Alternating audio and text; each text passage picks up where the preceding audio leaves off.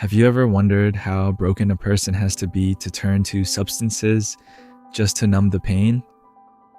That is exactly where Riku finds himself today, as betrayal from his loved ones and crushing solitude push him straight into the dark corner of a club bathroom.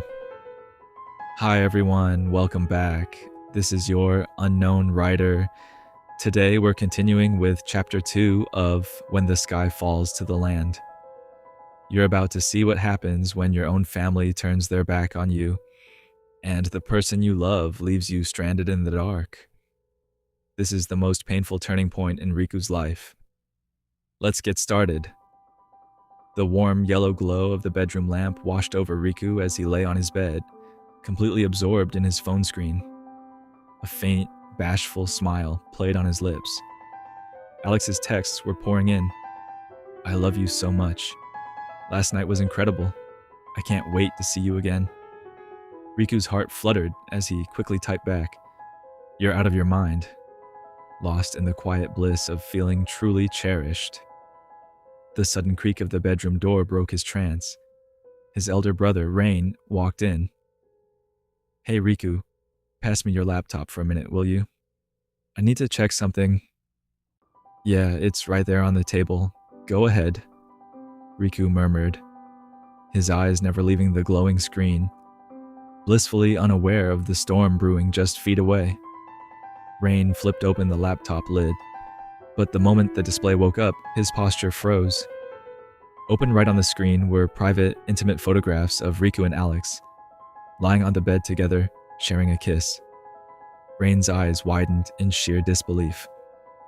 Riku, what on earth is this? Rain's voice quavered, caught between shock and disgust. What do you mean?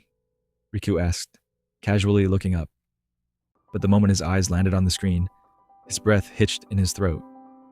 A sharp wave of panic surged through his chest, but within seconds, he swallowed his fear, straightened his posture, and looked his brother dead in the eye.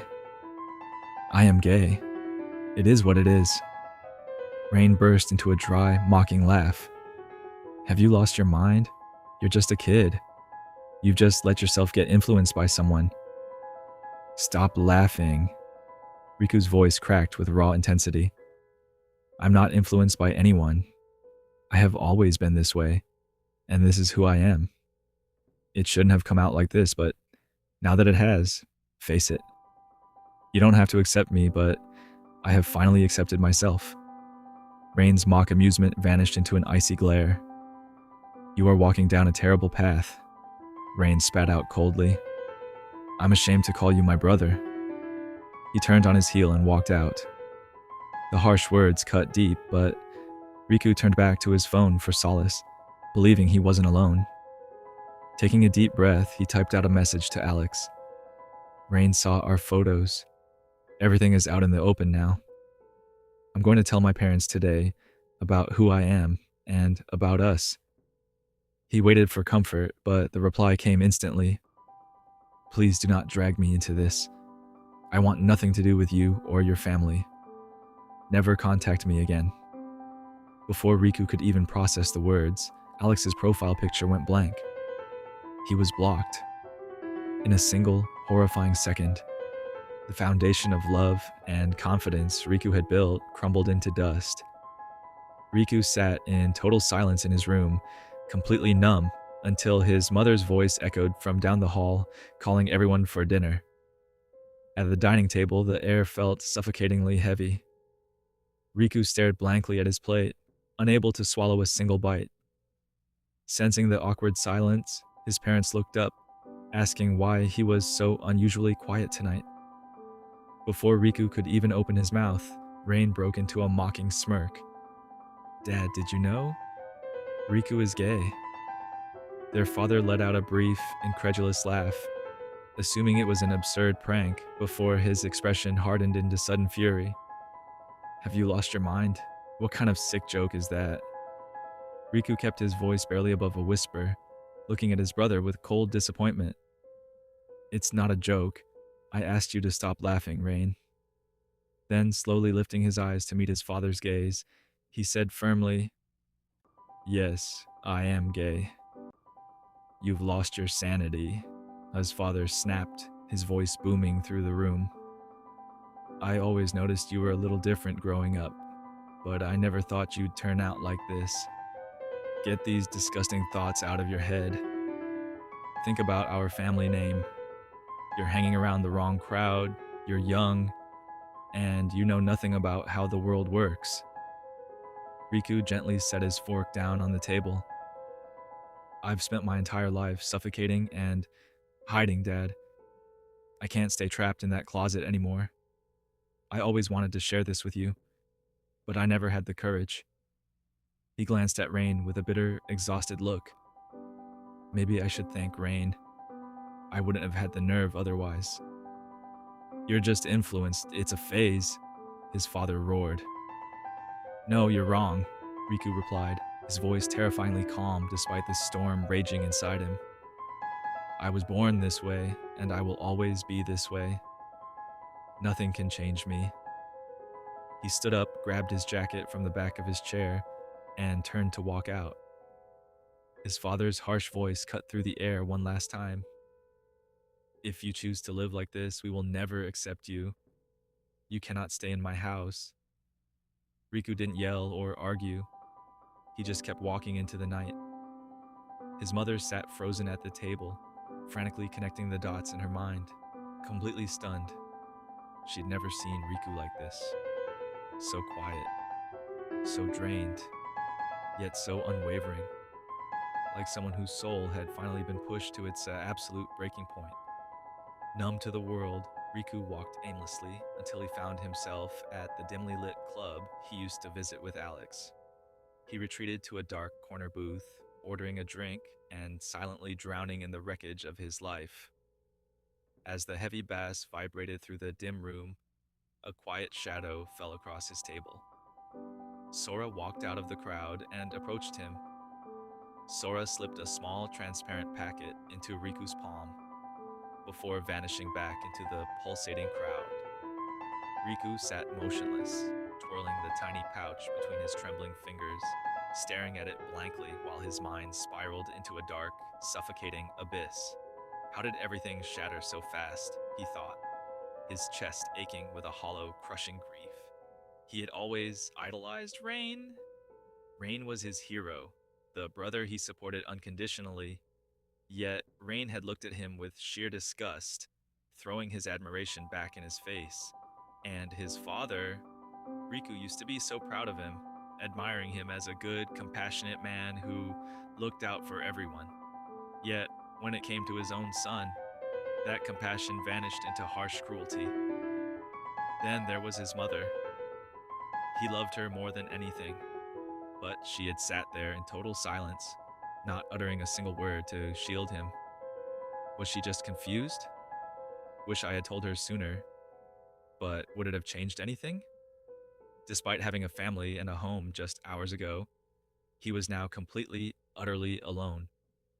But the sharpest knife came from Alex. Just minutes before the world exploded, Alex had sworn he loved him. Yet at the very first sight of trouble, Alex discarded him like trash, blocking him without a second thought. To Alex, Riku meant absolutely nothing. Why should I cherish life when life clearly doesn't care about me? Riku thought bitterly. A wave of unbearable despair surged through him. Standing up abruptly, he pushed through the dim, neon-lit crowd without glancing at anyone, heading straight for the washroom. I locked the stall door behind him, his breath coming in ragged gasps. Holding the packet up to the flickering light, a brief flicker of hesitation stayed his hand. Should I really do this? Is this the only way? But the agonizing weight of reality rushed back in, suffocating any remaining doubt. In a single night, everything had been stripped away from him. His family was gone, his lover had abandoned him, and he didn't have a single friend left to hold his hand. The emotional pain was far too agonizing to bear for another second. Desperate to numb the burning void inside his chest, Riku surrendered to the impulse and consumed the drug. letting the illusion of silence take over. As Riku stepped out of the washroom, an intoxicating lightness washed over him. The deafening bass of the club surged through his body, drowning out the suffocating chaos in his head. The agonizing voices of rejection vanished, replaced by an ethereal, blinding glow. Bound by the chemical high, he began to dance wildly, jumping and losing himself in the rhythm. Yet beneath the euphoric trance, a profound, unshakable sorrow still glimmered in his eyes. A grief he was too numb to feel, yet too broken to hide. From across the room, Sora watched him intently. At first, Sora saw only another easy target, a vulnerable prey caught in his web. But as he studied Riku's erratic movements, something struck him as strikingly different. Drugs usually made people loud, arrogant, or reckless. But Riku looked as though he had merely dropped the crushing weight off his shoulders, leaving a raw, lingering melancholy etched onto his face. Suddenly the room spun. Riku's vision blurred, and his legs gave out as a total blackout consumed him. Before his world went completely dark, a muffled, echoing voice reached his fading consciousness, repeating over and over like a distant chant. "Where is your home? Let me drop you off. Where do you live?" Sora lunged forward just in time, catching Riku's collapsing body before he hit the floor and carrying him to a sofa. Riku was completely out, unresponsive to Sora's repeated questions. When the club staff announced closing time, Sora had no choice. He hoisted Riku up and brought him to his own apartment. Laying Riku down on his bed, Sora watched him toss restlessly in a semi-conscious haze. Riku didn't utter a word, but silent tears began to streak down his pale cheeks from behind closed eyelids. It was as if his physical body lay on the mattress, while his soul stayed trapped in a faraway realm, desperate to be set free. Sora stared at the crying stranger, a flicker of curiosity creeping into his heart. What makes him so different? Shaking his head, Sora instantly cut off the thought. "No, this is strictly business. I can't afford to care." Drained from the night, Sora lay down beside him and drifted off to sleep. The night gave way to dawn, and as the gentle morning light pierced through the window blinds, Riku slowly opened his eyes. That was the end of chapter 2, and I honestly can't get over what just happened. I need to know your thoughts. Alex blocking Riku after everything Riku sacrificed for him. Drop one word in the comments describing how you feel about Alex right now. What do you think Riku should do next? Let me know below, smash that like button, and subscribe so you don't miss chapter 3.